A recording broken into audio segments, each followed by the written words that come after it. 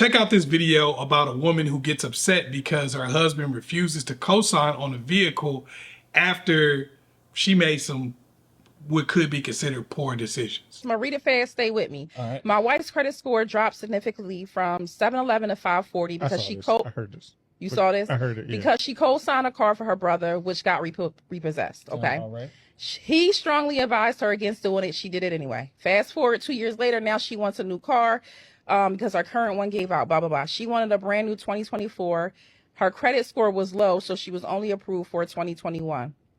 She was pissed because I wouldn't co-sign for her. His 812 credit score, but he said your poor decision. He wanted her to be accountable, basically. Do you think he was wrong for not co-signing for his wife? Well, first of all, in that situation, co-signing is never a good idea. If it's something you do, it's something you do out of love 99% of the time. It's not a good financial decision. You really gain nothing from co-signing. You might as well just go ahead and buy the car yourself.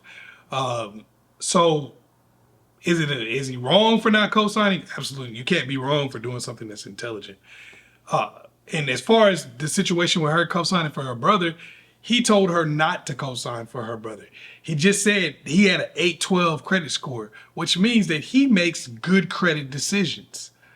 He makes excellent credit decisions. That's why he's in the excellent bracket.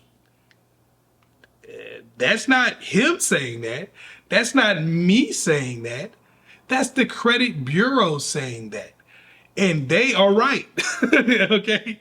We can sit here and argue all we want to, but they are the ones that make the final decision. So for him to go ahead and put that car in his name, I don't think it's a good idea because she's already proven to make bad credit decisions.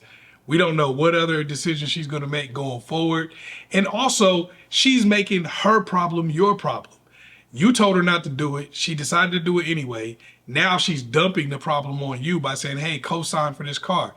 Why should I have to co-sign for a car? Why should I become a co-buyer on a car? Because this is what you got to understand when you co-sign.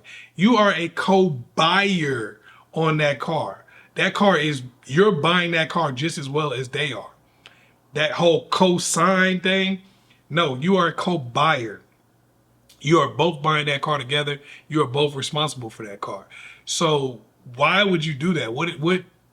What possible gain could you really get from that, especially when your credit score is already 812? So it's not like you're in a situation where you need to get way more credit and good payments or something like that. So really all you could do is risk your credit score that will probably just keep going up as your accounts age anyway. So no, it doesn't make any sense for you to do that at all. The only reason you'd be doing it is because it was your wife.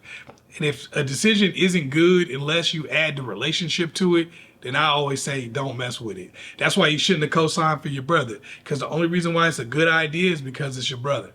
If you take away brother and you say, is this a good idea for somebody that, you know, I know and I'm cool with or whatever, with the same credit score and all these type of things, then it wouldn't be a good idea, right? So co-signing for your wife, especially if your wife is hard-headed like she is, doesn't want to listen, not to move. I don't care what anyone tries to say, you know, and you don't got to give her the money for it or anything.